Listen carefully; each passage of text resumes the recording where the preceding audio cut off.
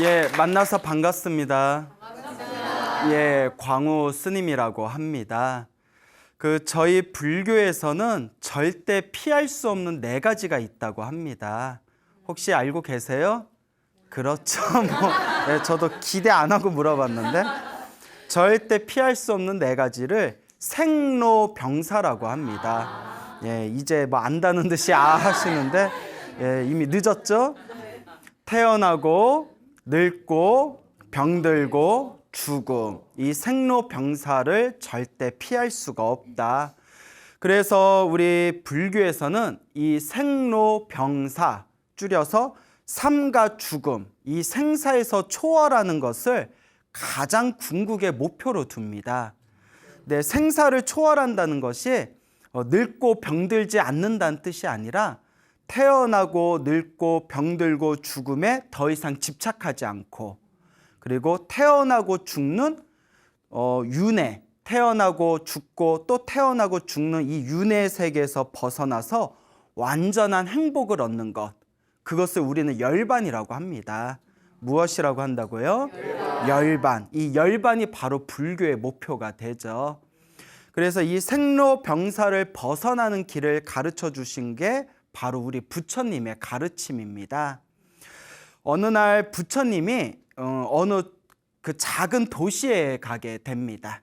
그 도시의 이름이 알라위예요. 알라위라는 도시에 가게 됐는데 그 도시에 수많은 사람들을 모아놓고 이렇게 법문을 설하시게 됩니다.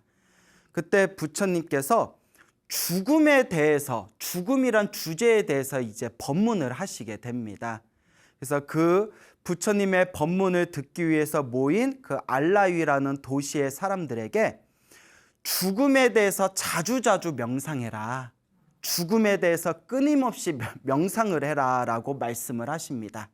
그러면서 삶은 불확실하다, 하지만 죽음은 반드시 찾아온다. 그렇기 때문에 항상 죽음에 대해서 명상을 해라. 마치 비유하자면 막대기가 없는 사람이 갑자기 독사를 만나게 되면 두려움에 떨게 되듯이 아무런 준비가 없이 죽음을 만나게 되면 그 사람은 큰 공포에 빠지게 될 것이다.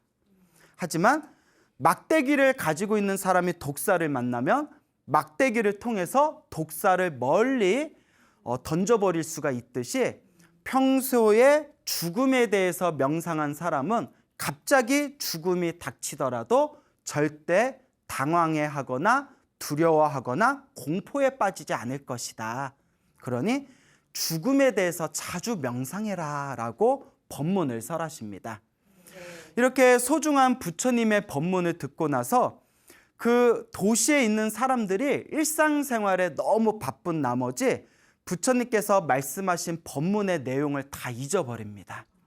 그때 그 자리에서 부처님의 법문을 들었던 단 한 사람만이 부처님의 가르침을 가슴에 각인하고 열심히 죽음에 대해서 명상하기 시작합니다. 그 한 사람이 바로 직조공의 딸. 직조공이 이제 배 짜는 사람 있죠? 예, 배를 짜는, 천을 짜는 직조공의 딸, 이 16살 먹은 이 딸이 부처님의 가르침을 가슴에 각인하고 죽음에 대해서 열심히 명상하기 시작합니다. 그래서 수많은 사람들은 부처님의 법문을 듣고 자기들의 바쁜 삶에 빠져들어서 부처님의 가르침을 다 잊어버렸지만 이 16살 먹은 직조공의 딸은 부처님의 가르침을 하나하나 기억하면서 매일매일 죽음에 대해서 명상을 하게 되죠. 그리고 3년이 지나게 됩니다. 3년이 지났을 때 먼 곳에 떨어진 부처님께서 어느 날 새벽에 일찍 깊은 명상에 들어가셨는데 부처님이 명상을 하면서 일으킨 그 지혜의 그물에 그 3년 전에 법문을 들었던 직조공의 딸이 딱 걸리게 됩니다. 부처님이 딱 직조공의 딸이 딱 떠오르면서 이 직조공의 딸이 바야흐로 깨달음을 얻을 수 있는 인연이 찾아왔음을 부처님께서 꿰뚫어 보십니다. 그래서 부처님께서 신통력으로 내가 직조공의 딸을 만나서 이 직조공의 딸, 이 소녀에게 내가 이 불법을 설하면, 가르침을 설해주면 어떤 일이 있을 것인가. 이 소녀는 깨달음을 얻을 것이고 이 소녀를 통해서 수많은 사람들이 이익을 얻게 될 것이다. 3년 전에 만났던 이 소녀가 깨달음을 얻을 인연이 찾아왔으니 내가 마땅히 이 소녀를 만나러 가야겠구나라고 결심을 하시게 됩니다. 부처님께서 500명의 스님들을 데리고 500명의 비구 스님들을 데리고 알라위, 3년 전에 갔었던 알라위라는 도시를 향해 천천히 걸어가시게 됩니다.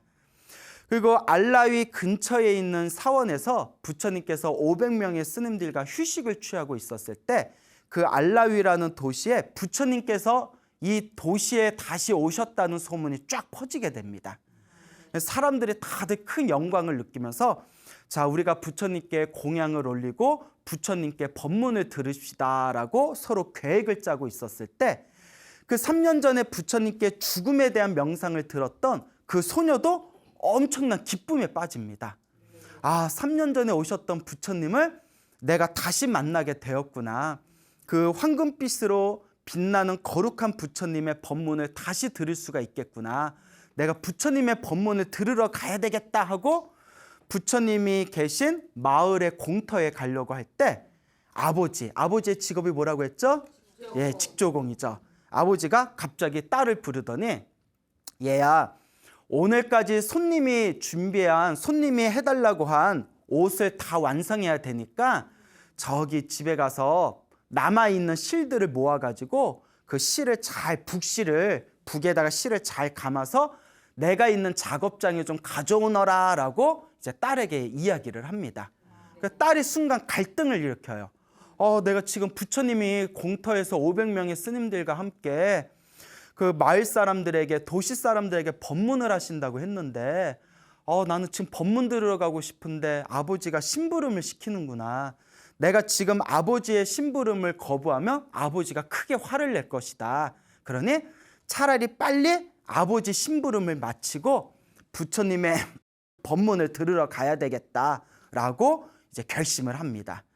그래서 이제 후다닥 가가지고 북에다가 실을 둘둘 이제 말기 시작하는데 그때 때마침 수많은 도시의 사람들이 부처님과 500명의 스님들에게 공양을 잘 올리고 그 공양을 다 마치고 난 뒤에 부처님의 설법을 기다리고 있었습니다. 그래서 부처님의 설법을 들으려고 그 자리에 수많은 사람들이 모여가지고 귀를 쫑긋 세워서 부처님의 법문을 듣고자 하는데 부처님의 입을 열지 않으시는 거예요. 사람들이 웅성웅성거리겠죠. 왜 말을 안 해? 그때 부처님께서 다음과 같이 이야기하십니다. 내가 오늘 이 자리에 온 것은 한 소녀를 위해서 온 거다. 무슨 로맨티스트 같아. 오직 한 소녀를 왔는데 그 소녀가 아직 이 자리에 오질 않았구나. 그렇기 때문에 그 소녀가 올 때까지 나는 법문을 하지 않을 것이다 하면서 부처님께서 침묵을 지키십니다. 그러니까 그 마을 사람들도 부처님께서 침묵을 지키고 계시니까 감히 아무도 입을 열지를 못했답니다. 그런 와중에서 한동안의 시간이 지난 뒤에 아버지의 심부름대로 북에다가 실을 잔뜩 감아가지고 이제 집에서 아버지가 계신 작업장으로 가는 길에 이제 공터를 중간에 지나가게 돼요. 공터를 지나가는데 가운데 높은 자리에 부처님이 앉아 계시고 주변에 500명의 스님들이 앉아 계시고 그 공터에 수많은 도시 사람들이 앉아 있었을 거 아니에요. 왜 지나가면서 왜 부처님이 법문을 안 하시지 하고 지나가려는데 그때 부처님하고 눈이 딱 마주쳤어요. 부처님하고 눈이 딱 마주치니 부처님께서 살짝 미소를 지으십니다. 그 고개를 끄덕이세요. 부처님께서 미소를 지으면서 고개를 끄덕이세요. 알지? 이러면서 내 마음 알지? 뭐 비밀 연애하는 것도 아니고. 그때 이 소녀가 부처님께서 지금 법문을 듣고 가라는 뜻이구나 라는 걸 딱 알아챕니다. 부처님께서 지금 급히 지나가는 나에게 눈을 마주치시고 미소를 지으시고 고개를 끄덕이시고 법문을 듣고 가라는 이 어떤 나에게 느낌을 주신 거는 분명히 깊은 뜻이 있을 것이다 하고 이제 북실을 이제 땅에다 살며시 내려놓은 뒤에 부처님이 계신 가운데에 사뿐히 걸어가서 부처님 앞에 삼배를 올리고 무릎을 꿇고 앉습니다. 그때 부처님께서 이제 그 소녀에게 질문을 던지게 됩니다. 여기서 중요한 게 있어요. 부처님은 왜 바삐 공터를 지나가는 그 소녀에게 굳이 제스처를 취해가지고 당신의 법문을 듣게 하셨는가? 자, 부처님은 다음과 같은 걸 꿰뚫어 보셨답니다. 잘 들어야 돼요. 그 소녀는 오늘 죽을 운명이었답니다. 그걸 부처님이 꿰뚫어 보신 거예요. 그래서 부처님께서 이 소녀가 나의 법문을 듣지 못하고 깨달음을 얻지 못한 상태에서 오늘 갑자기 죽는다면 다음 생, 다다음 생 어떻게 될지 미래가 확실하지 않을 것이다. 하지만 이 소녀가 지금 나의 법문을 들으면 깨달음을 얻게 될 것이다. 깨달음을 얻게 되고 다음 생에 천상세계, 하늘세계에 태어날 것이며 이 소녀의 미래는 또렷하게 좋은 쪽으로 결정될 것이다. 그래서 그 소녀의 목숨이 얼마 남지 않았다는 것을 부처님이 꿰뚫어 보셨기 때문에 그 소녀에게 나의 법문을 들으라고 제스처를 취했던 거예요. 그때 이제 자기 앞에 다 삼배를 하면서 땅바닥에 무릎 꿇고 앉아있는 소녀에게 다음과 같이 질문을 던집니다. 어디서 왔느냐? 그 소녀가 모르겠습니다 라고 해요. 그럼 어디로 가느냐? 그러니까 소녀가 모르겠습니다 라고 그래요. 부처님이 가만히 보시더니 모르겠느냐? 그 소녀가 알겠습니다 또 이래요. 그 부처님이 또 웃으시면서 알겠느냐 했더니 소녀가 모르겠습니다 이래요. 주변에서 난리가 난 거예요. 저런 싸가지 없나 이러면서 어디 부처님이 질문을 던지는데 저렇게 건방지게 대답을 하냐. 부처님이 처음에 어디서 왔느냐 하면 예 집에서 왔습니다 하면 될 것이지 모르겠습니다. 어디로 가느냐라고 부처님이 물어보시면 아버지가 계신 작업장에 갑니다라고 하면 되지 모르겠습니다. 부처님이 모르겠느냐 했더니 갑자기 알겠습니다 하고 부처님이 그래 알겠느냐 하니까 마지막에 모르겠습니다. 야 저런 건방진 여자애를 봤나 정말 못돼 처먹었다 막 이렇게 사람들이 웅성웅성거리고 있는 거예요. 그래서 부처님께서 그대들이여 대중들이여 모두 다 마음을 내려놓아라 하면서 그 소동을 부처님께서 다 가라앉히십니다. 그러면서 소녀에게 다음과 같이 질문을 던집니다. 어디서 왔느냐라고 물어봤는데 왜 모르겠습니다라고 대답했느냐라고 물으니까 소녀가 이렇게 대답을 합니다. 부처님께서 굳이 저에게 어디서 왔느냐라고 물어보신 이유가 제가 곰곰이 생각해 보니 네가 이번 생에 지금 여기 태어나기 전에 어디서 왔느냐라고 물어보신 거다라고 저는 생각이 되었습니다. 저는 여기 지금 이 순간 여기 태어나기 전에 어디로부터 어디에서 왔는지를 모르기 때문에 모르겠습니다라고 대답한 겁니다. 그 부처님께서 어디로 가느냐라고 물어보셨는데 제가 생각하기에 부처님께서 저에게 어디로 가느냐라고 물어보신 뜻은 네가 이제 죽어서 어디로 갈 것 같으냐? 네가 지금 이제 이번 생에 죽으면 다음 생에 어디로 갈 것 같으냐? 그래서 어디로 가느냐라고 물어보신 거라고 생각이 되었습니다. 근데 저는 제가 죽으면 어디로 갈지를 모릅니다. 그래서 모르겠습니다라고 대답한 겁니다. 그리고 부처님께서 모르느냐라고 물어보셨을 때 저는 제가 어디에서 왔고 어디로 가는지는 모르지만 제가 분명히 죽는다는 것은 분명히 알기 때문에 언젠가는 죽음은 나에게 확실히 찾아온다는 것은 알기 때문에 부처님께서 모르느냐라고 하셨을 때 아닙니다. 그래도 저는 제가 언젠가 죽는다는 것은 알고 있습니다. 압니다라고 대답한 겁니다.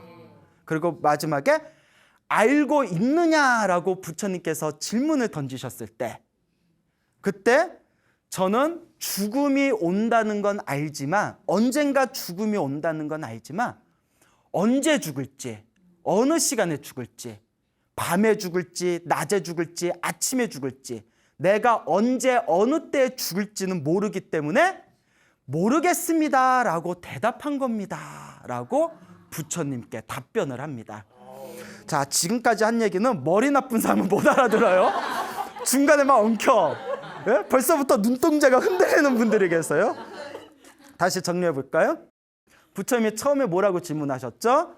어디서 왔느냐. 그러니까 소녀가 제가 이번 생에 여기에 태어나기 전에 어디서 왔는지 모르기 때문에 모르겠습니다 라고 한 거고, 두 번째 질문, 부처님께서 어디로 가느냐 라고 했을 때 제가 죽은 뒤에 다음 생에 어디로 갈지 모르기 때문에 모르겠습니다 라고 대답한 거고, 그러니까 부처님께서 모르겠느냐라고 물어보셨을 때 제가 어디서 와서 어디로 가는지는 모르지만 죽는다는 것은 확실히 알기 때문에 압니다 라고 대답한 거고, 그래서 마지막에 부처님이 아느냐, 알겠느냐 라고 질문하셨을 때 죽는다는 건 알지만 언제 어느 때 죽을지는 모르기 때문에 그래서 모릅니다 라고 대답한 겁니다. 이제 이해 가시겠어요? 이렇게 설명해줘도 이해가 안 되면 그냥 자. 그렇죠? 괜찮아, 그냥 자도 돼. 네. 자, 그래서 부처님께서 훌륭하다, 참으로 훌륭하다. 이 훌륭하다라는 말이 빨리어로 사두예요. 사두. 훌륭하다. 싸다 아니에요?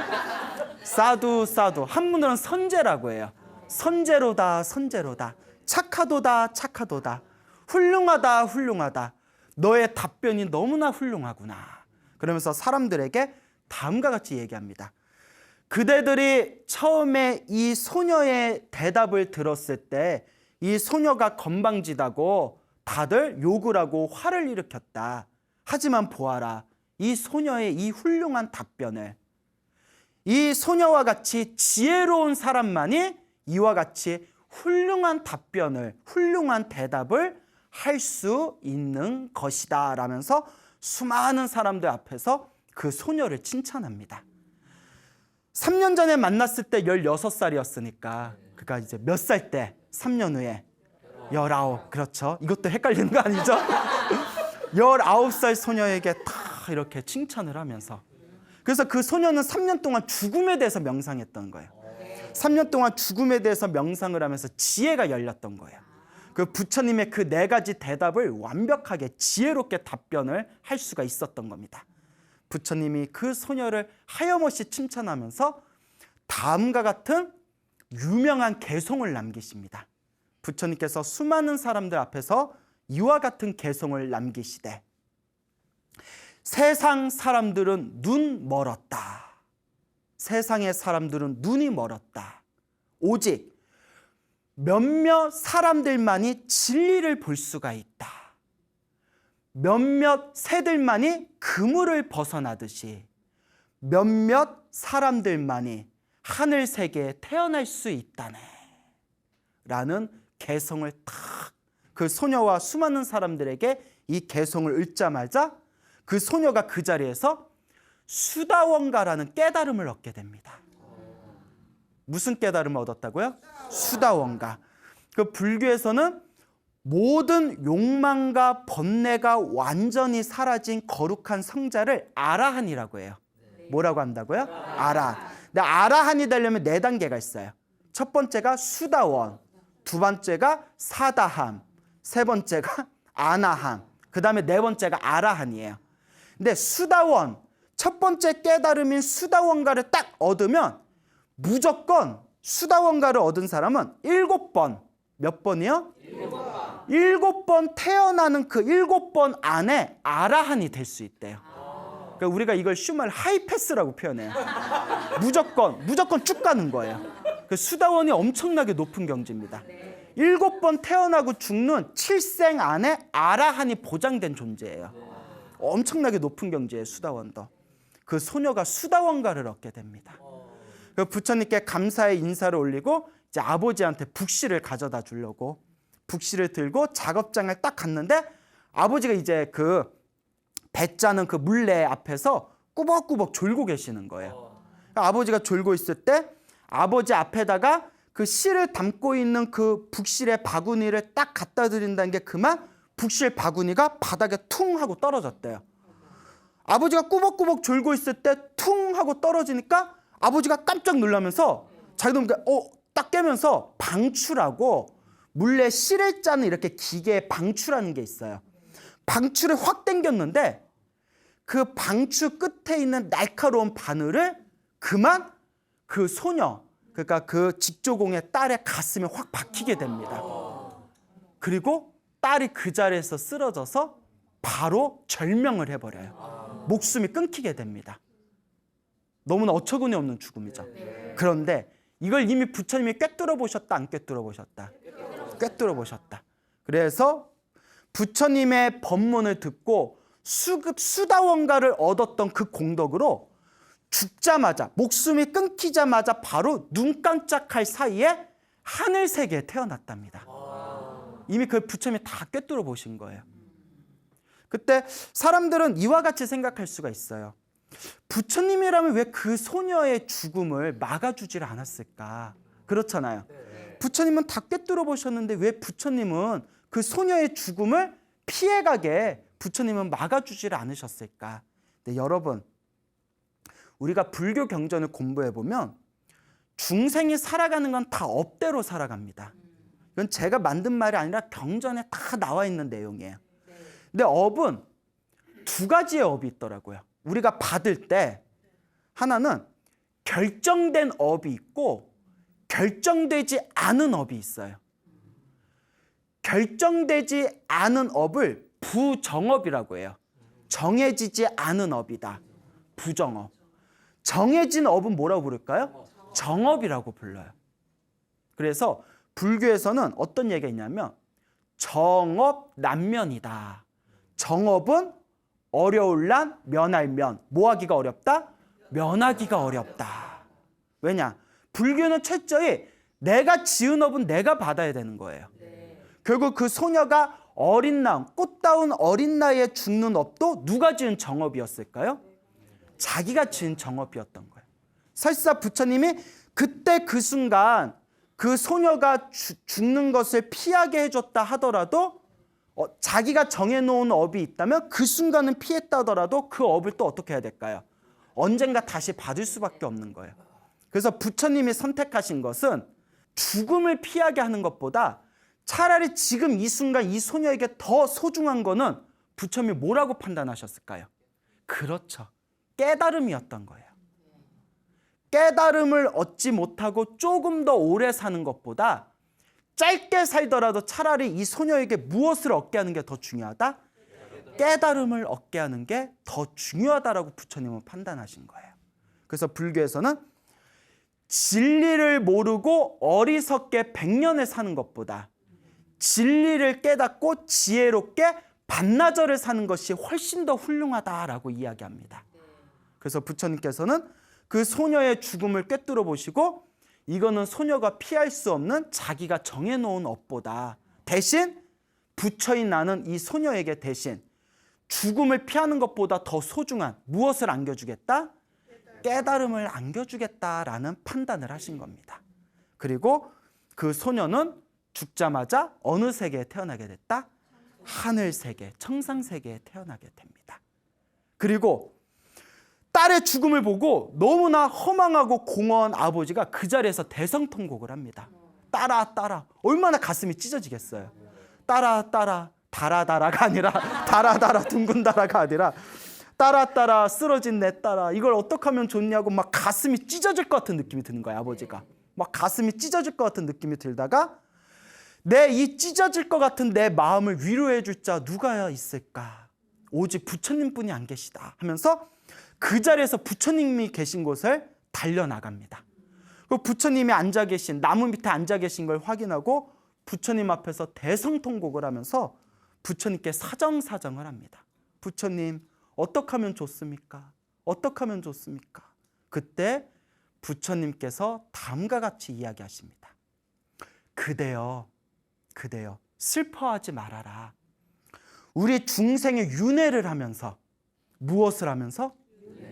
윤회를 하면서 태어나고 죽고 태어나고 죽는 윤회를 하면서 지금까지 윤회를 하면서 내가 슬퍼서 흘렸던 눈물의 양을 다 모아놓으면 지금 이 세상에 바닷물의 양을 다 모아놓은 것보다도 훨씬 더 눈물의 양이 많을 것이다.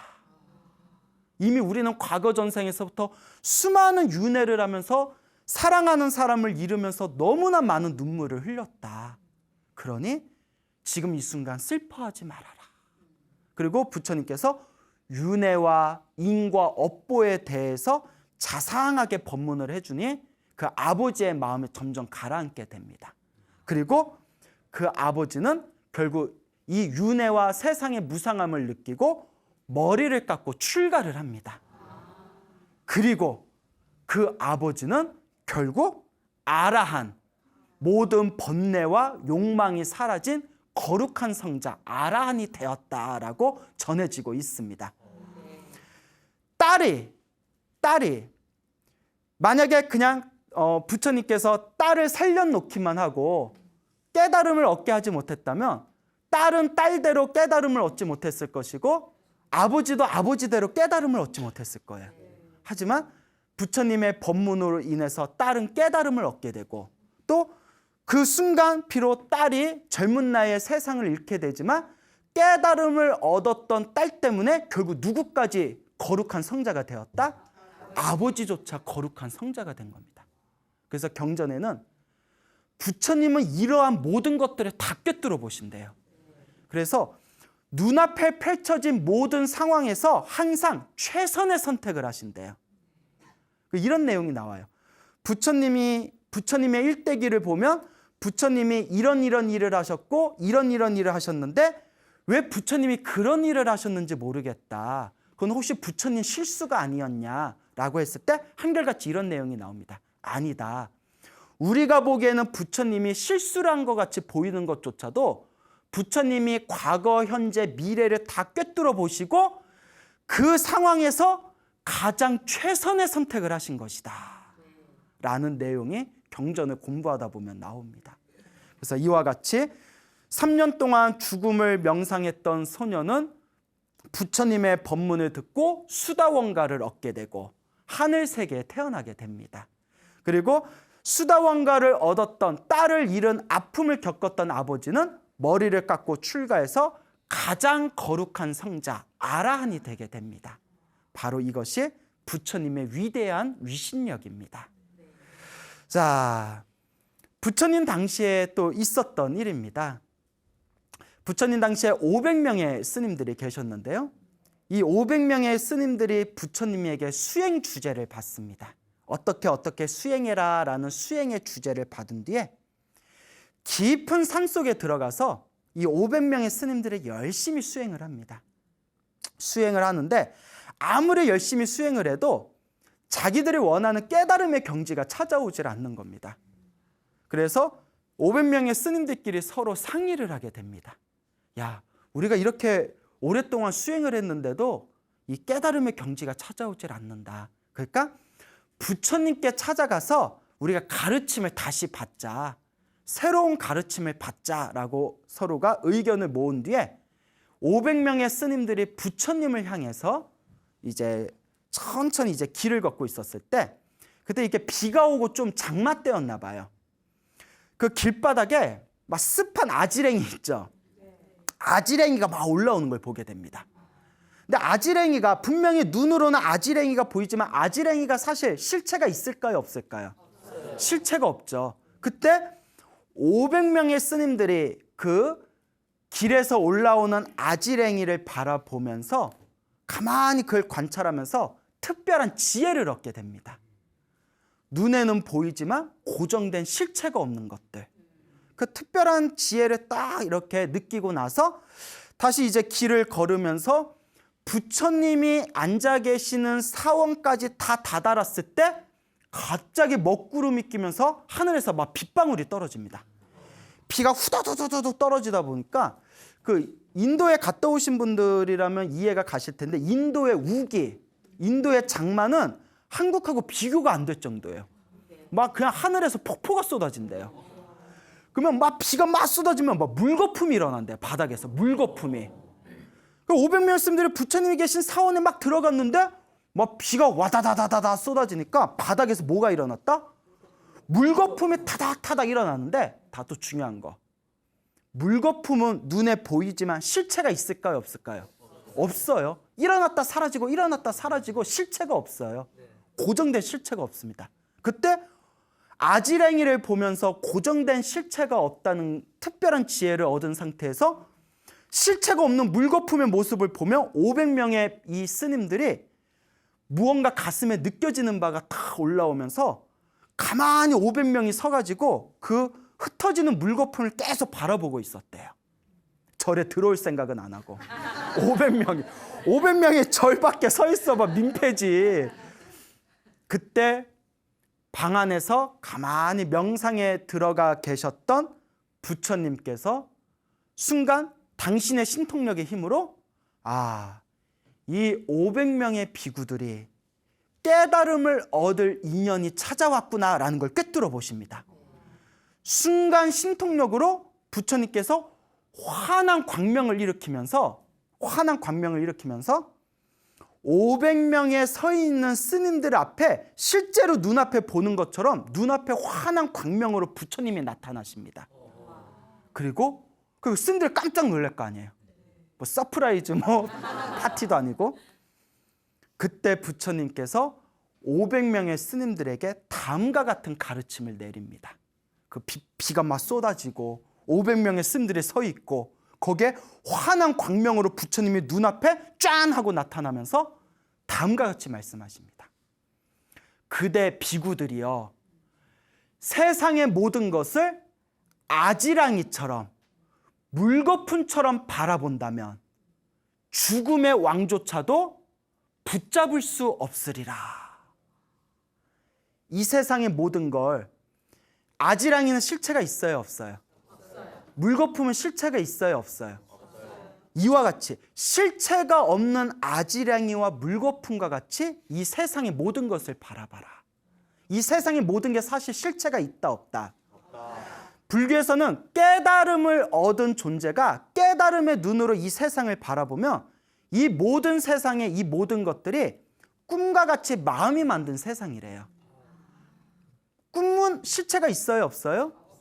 실체가 없는 마음이 만든 세상인데 중생들은 그것에 어리석음에 집착해서 마치 실체가 있는 것처럼 욕망과 탐욕과 수없는 욕심에 빠져가지고 허덕이면서 살아간다는 거예요. 그 집착심, 욕망의 집착 때문에 우리가 평화롭지 못하고 자유롭지 못하고 죽음에서 벗어나질 못하는 것이다. 그래서 부처님께서 이 세상의 모든 것을 무엇처럼? 아지랑이처럼, 무엇처럼? 물거품처럼 세상의 모든 것을 실체가 없다고 바라봐라. 죽음의 왕도 우리를 붙잡을 수 있다, 없다? 죽음의 왕조차도 우리를 붙잡을 수 없으리라. 죽음조차도 초월하리라. 라는 법문을 듣는 순간 그 자리에서 500명의 스님들이 그 자리에서 그 법문을 듣는 순간 아라한이 되었다고 합니다. 완전한 깨달음을 얻은 아라한이 되었다. 근데 우리는 아무리 이런 법문을 들어도 아라한이 안 돼. 수다원도 안 돼. 왜 그럴까요? 집착이 두꺼워서 그래요. 집착이 두껍고 업장이 두껍기 때문에. 옛날에 부처님의 제자들은 법문 한마디만 들어도 그 자리에서 아라한이 되거나 최소한 수다원이 됐는데 지금은 10년, 20년, 30년 아무리 부처님의 법을 공부해도 수다원 근처도 못 갑니다. 왜 그럴까요? 집착이 두꺼워서, 업장이 두꺼워서 그렇습니다. 이거 남 얘기 아니에요. 여러분들 얘기예요. 남 얘기 듣듯이. 예, 그래서 이 집착과 이러한 업보를 우리가 끊임없이 소멸하고 녹여내야 된다라는 것을 명심하시길 바랍니다. 알겠죠? 네. 자, 부처님 당시에 빈비사라라는 왕이 있었습니다. 빈비사라라는 왕이 있었고 이 빈비사라 왕에게 아들이 있었는데 이 아들의 수많은 왕자들 중에 이 아들 중에 한 왕자의 이름이 아바야였습니다. 아바야. 예, 이름이 이상하죠? 아바야라는 왕자가 있었는데 이 아바야라는 왕자가 그 빈비사라 왕이 다스리는 국경에서 큰 반역이 일어났답니다. 그래서 아바야 왕자가 직접 군사들을 데리고 가서 그 반역을 다 그 반역들을 전부 다 평정을 하고 이제 당당하게 개선 장군으로 나라에 돌아왔을 때 아버지인 빈비사라 왕이 너무 기뻐하면서 이제 이 왕자에게 왕이 누릴 수 있는 모든 쾌락과 기쁨을 며칠 동안 주기로 이제 약속을 합니다. 네가 누릴 수 있는 것, 왕이 누릴 수 있는 것까지 다 누려라. 이게 특별 포상이다. 그래서 아주 아름답고 예쁘고 춤 잘 추고 노래를 잘 부르는 왕만 소유할 수 있는 무희를 데려다가 7일 밤낮 동안 축제를 벌입니다. 파티를 벌여요. 그래서 축제를 아주 그냥 화려한 축제를 벌이다가 마지막 8일째 아침이 되었을 때 그 아름답고 춤을 잘 추고 노래를 잘 부르는 무희가 여러분들 또 인도 영화 혹시 보셨는지 모르는데 그 인도 영화 보면 비칠 듯 안 비칠 듯 그런 이상한 시스루 같은 옷 입고 그리고 막 뚫어봐도 잘 안 보이는 그러면서 뭔가 좀 막 굴곡이 나오는 그런 옷을 입고 막 춤을 여자들이 엄청 잘 춰요. 보셨나요, 인도 영화? 그러니까 그렇게 예쁜 무희들 중에서도 가장 예쁜 왕만 소유할 수 있는 무희가 마지막 8일째 되는 날 막 춤을 추면서 노래를 부르다가 갑자기 배가 아프다고 쓰러지더니 그 자리에서 죽어버립니다. 아바야 왕자 깜짝 놀라가지고 야, 왜 그래? 아파야? 그래서 아바야 야야야 아파야? 죄송합니다. 그래서 이름이 아바야 왕자라는 야 어디가 아파 하다가 죽은 걸 알고는 억장이 무너지는 괴로움을 느낍니다. 이렇게 예쁘고 내가 사랑했던 여인이 갑자기 노래 부르고 춤추다가 죽어버리다니 이 고통과 이 슬픔을 내가 누구에게 내가 위로받을 수 있을 것인가. 그리고 누구를 찾아갔을까요? 부처님을 찾아갑니다. 실컷 놀다가 아쉬우니까 누구 찾아가? 부처님을 찾아가요. 그러니까 지금 신도나 옛날 신도들이나 똑같아. 꼭 아쉬워야 부처님 찾아. 실컷 놀다가 여자가 죽으니까 억장이 무너지는 슬픔 속에서 부처님을 찾아가서 부처님, 제가 너무 괴롭습니다. 제 마음을 위로해 주십시오. 그때 부처님께서 다음과 같이 이야기하십니다. 왕자여, 그대가 수없는 윤회 동안 태어나고 죽고 태어나고 죽는 수없는 윤회 동안 사랑하는 사람을 잃어서 흘린 눈물의 양을 다 모은다면 지금 이 바다의 이 세상의 모든 바닷물을 모은 양보다도 훨씬 더 눈물의 양이 많을 것이다.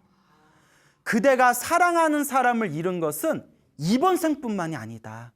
이미 과거 전생에서부터 수많은 슬픔을 다 그대는 경험하였다 하면서 윤회와 인과 업보에 대한 법문을 해주시면서 그 왕자의 마음을 위로해 주십니다.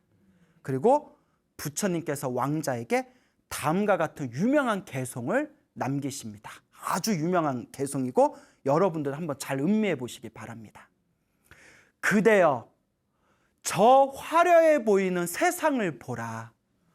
어리석은 사람은 그곳에 빠져 버둥거리고 지혜로운 사람은 그것에 집착하지 않는다네.